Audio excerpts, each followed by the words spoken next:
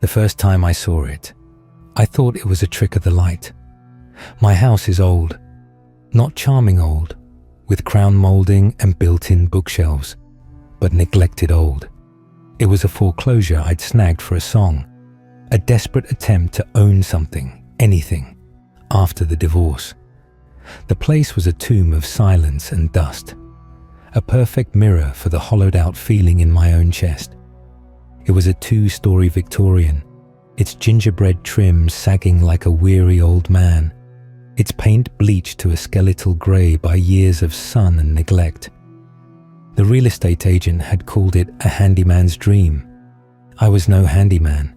I was a graphic designer who spent most of his days in a digital world, and my most strenuous physical activity was walking to the kitchen for another cup of coffee. The house was my white elephant, my millstone, but it was mine. The discovery happened on a Tuesday. I was trying to mount a bookshelf in my study, a room I'd chosen for its relatively low population of spiderwebs, and its single, grime-caked window that looked out onto the overgrown backyard.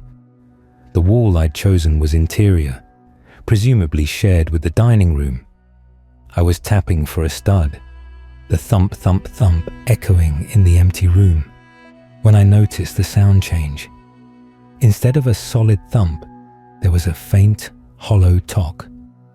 I paused, hammer in hand. I tapped again. Thump, thump, tock. A hollow spot. Great. Probably rot, or some forgotten air duct. I sighed, the sound heavy in the dusty air. Another problem to add to the list. I ran my hand over the wallpapered surface.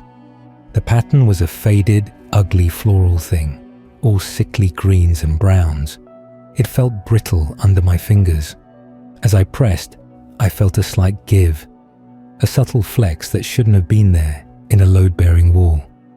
Curiosity, that fatal flaw of mankind, began to nibble at me. I fetched a utility knife from my toolbox, and with a sense of grim determination, I sliced a vertical line through the ancient paper. I peeled it back, the adhesive giving way with a dry, tearing sound. Beneath the wallpaper wasn't plaster or lathe, but wood. Dark, stained, solid wood. And in the center of the exposed section was a hairline crack, so straight and perfect it could only be man-made. A seam. My heart did a little stutter step. A hidden door. In my crappy foreclosure Victorian. The idea was so ludicrously cliché, it was almost funny. A secret compartment. Maybe the previous owner had stashed his porn collection in there, or his hoard of vintage Playboys, a little time capsule of shame. I spent the next 2 hours carefully cutting and peeling away the wallpaper, revealing the door in its entirety. It was about 5 feet high and 2 feet wide, too small for a proper doorway. A cupboard, maybe. It was made of the same dark, heavy oak as the floorboards, fitted so perfectly into the wall that without the seam, it would have been invisible. There was no knob, no keyhole, no visible handle of any kind. Just a flat, featureless panel of wood. I pushed on it. It didn't budge. I ran my fingers along the edges, searching for a latch, a pressure plate, anything. Nothing. For the next week, the door became my obsession. It was a puzzle, a distraction from the crushing silence of the house. I'd come home from work, grab a beer, and just sit in the study, staring at it. I tried prying at the edges with a crowbar, but I only succeeded in gouging the surrounding wall. I tapped it, listening for a difference in density that might indicate a locking mechanism. I even went down to the basement to see if there was a corresponding space on the other side. But the basement wall was a solid, unbroken expanse of crumbling fieldstone. It made no sense. The door led to nowhere, a sealed-off space inside my wall. The first dream came the night I'd tried to force it open with the crowbar. I was standing in the study, but it was different, cleaner. The wallpaper was fresh, the colors vibrant. A fire crackled in a hearth that was now bricked up in my waking world, and the door was open, just a crack. A sliver of profound darkness lay behind it. From that darkness, I heard a sound, a soft, wet, clicking noise, like a giant insect testing its mandibles. Then a whisper, so faint it was barely a breath, but it seemed to coil directly into my ear. It's so much bigger on the inside. I woke up drenched in a cold sweat, my heart hammering against my ribs. The dream had been so vivid, so real. I could still hear the echo of that whisper, a slimy residue in my mind. I got out of bed and went straight to the study, half expecting to see the door ajar. It was, of course, still sealed. I pressed my ear against the cold wood. Silence. Only the deep, resonant silence of an old house at night. But as I stood there, a new sensation crept over me. Not a sound, but a feeling. A faint, rhythmic thrumming that seemed to travel up from the soles of my feet, through my bones, and into my teeth. A vibration, deep and low, like the idle of a massive engine buried far underground. I pulled my ear away from the door, and the sensation stopped. I pressed my ear to it again. There, a steady subsonic pulse. The house was talking to me, and the door was its mouth. My rational mind fought a losing battle. It's the furnace, I told myself, or water in the pipes, an old house settling. But the furnace was brand new, and the vibration was only perceptible when I was touching that specific door. It was a signal, an invitation. I became a man possessed. My work suffered. I stopped answering texts from friends. My world shrank to the four walls of that study and the enigma embedded within them. I researched online, searching for hidden doors, secret rooms in old houses, architectural oddities. I found nothing useful, just forums full of ghost hunters and conspiracy theorists. One post, on a particularly obscure site, sent a chill down my spine. The user, who went by the handle echo_chamber, wrote a single cryptic sentence: "Beware the space between." It hung as I dismissed it as creepy nonsense, but the word stuck with me. The space between. Between what? The walls? Finally, after days of fruitless searching, I found it.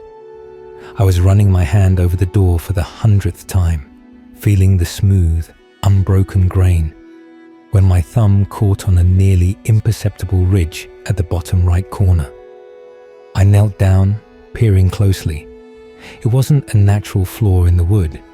It was a tiny carved symbol, so shallow it was almost invisible.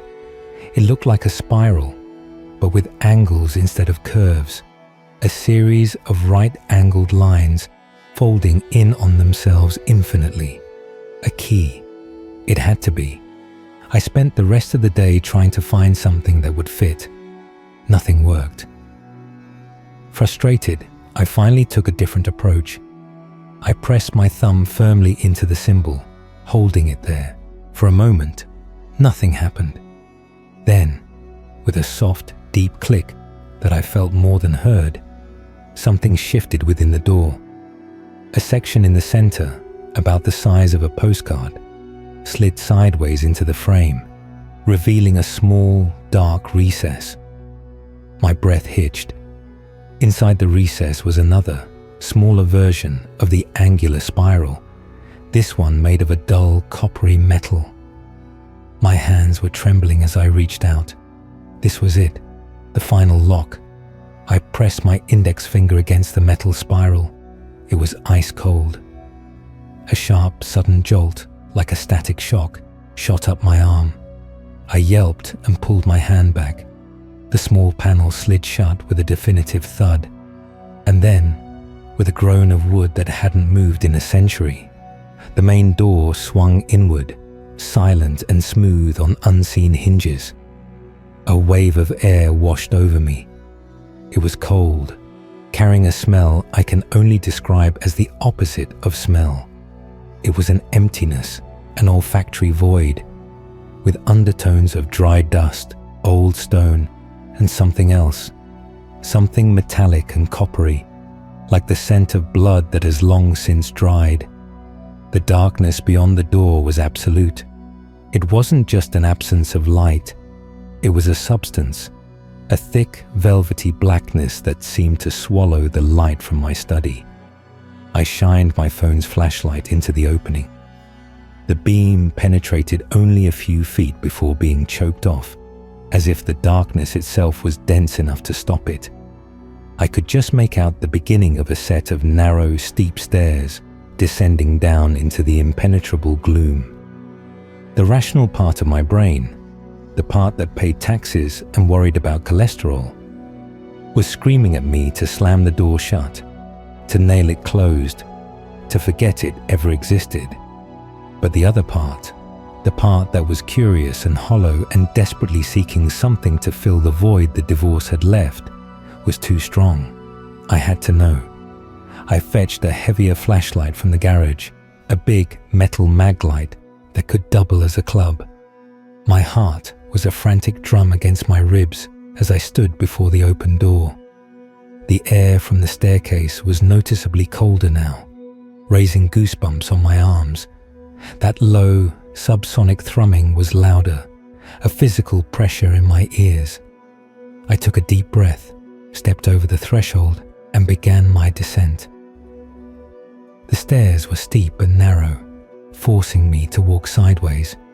They were made of the same dark wood as the door, but they felt strangely soft, almost spongy under my feet. The walls on either side were rough, unfinished stone, slick with a thin, cold moisture.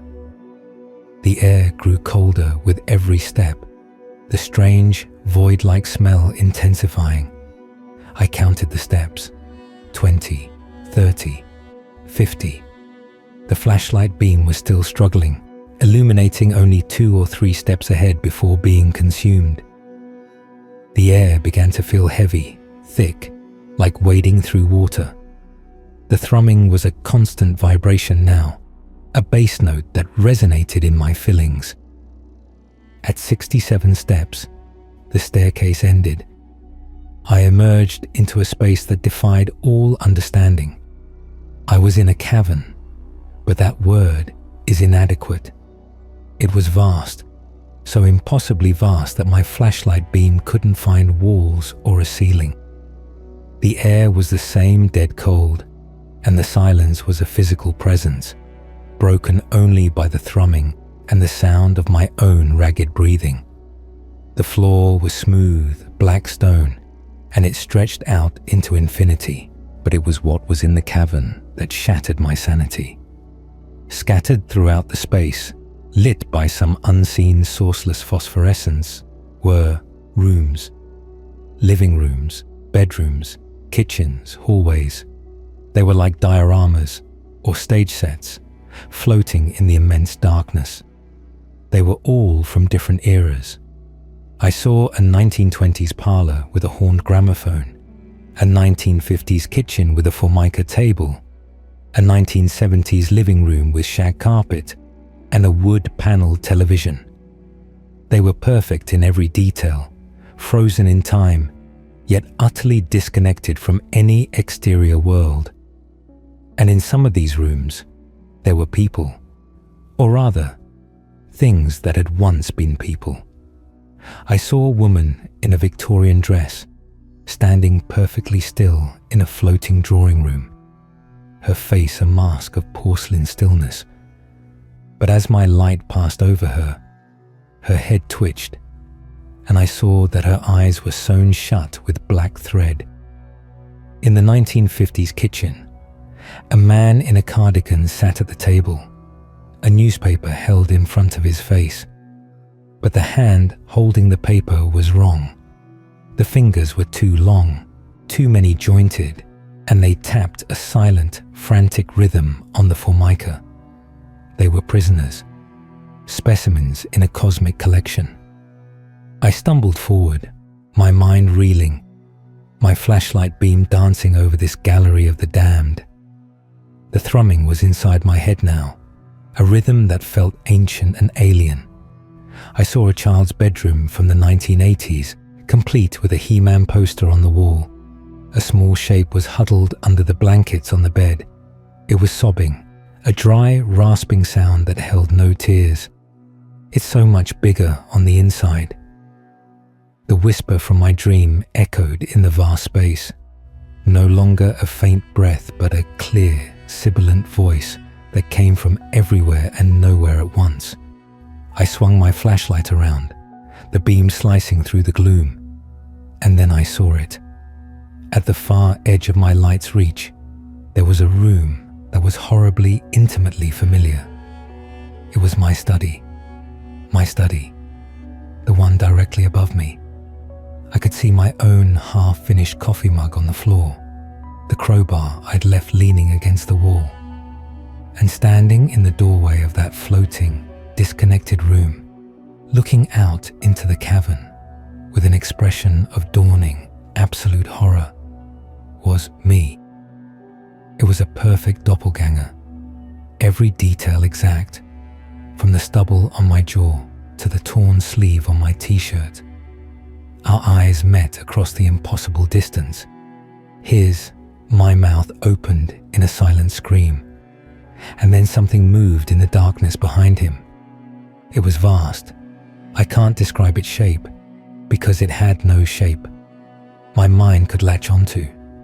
It was a shifting, coalescing mass of shadows and angles, a living geometry that hurt to look at. It had limbs, or perhaps tendrils, that were not solid, but seemed to be made of the same substance as the darkness itself. And at its center, where a heart might be, there pulsed a sick violet light that beat in time with the thrumming vibration. The doppelganger, the other me, tried to run, but one of those darkness tendrils lashed out with impossible speed. It didn't touch him. It passed through him, and where it passed, he unraveled. He didn't scream. He simply came apart, his form dissolving into motes of light that were swiftly sucked into the pulsing violet heart of the thing. The room, my study, flickered and then winked out of existence, leaving only empty blackness. I understood then. The door wasn't the passage to a secret room. It was a feeding chute. The house, or the thing the house was built upon, was a trap.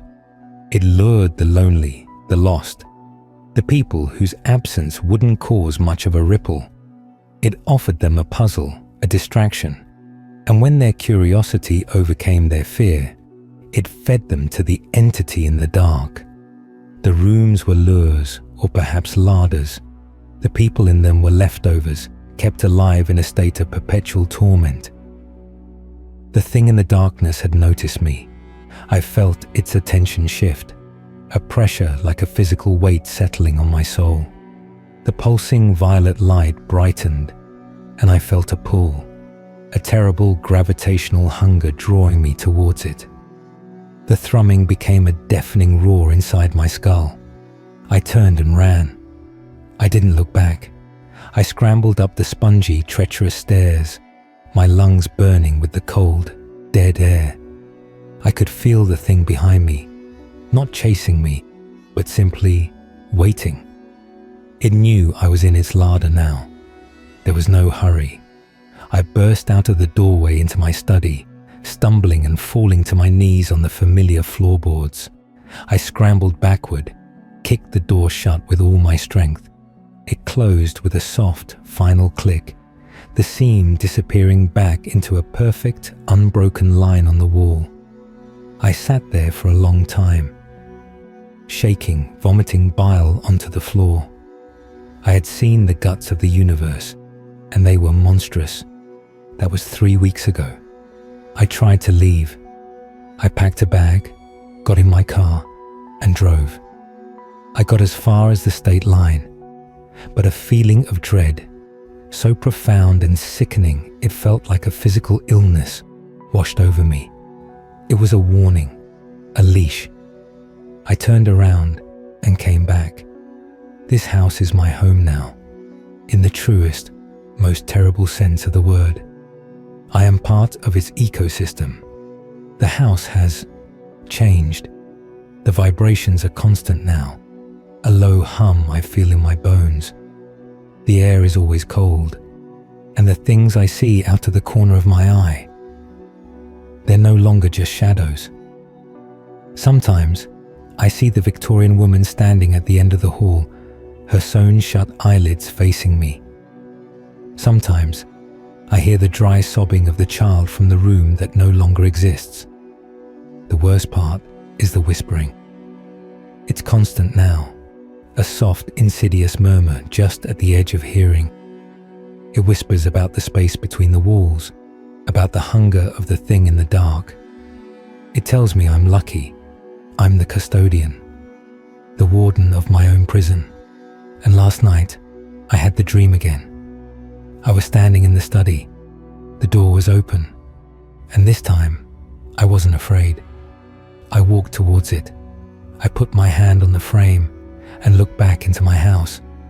And I saw myself, my real self, sitting at my computer, my back to the door, oblivious.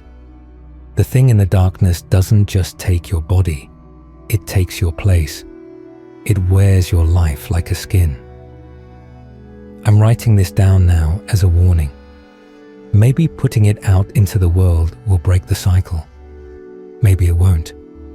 If you live in an old house, if you find a hidden door, a sealed-off room, a space that shouldn't be there, for the love of all that is holy, leave it alone.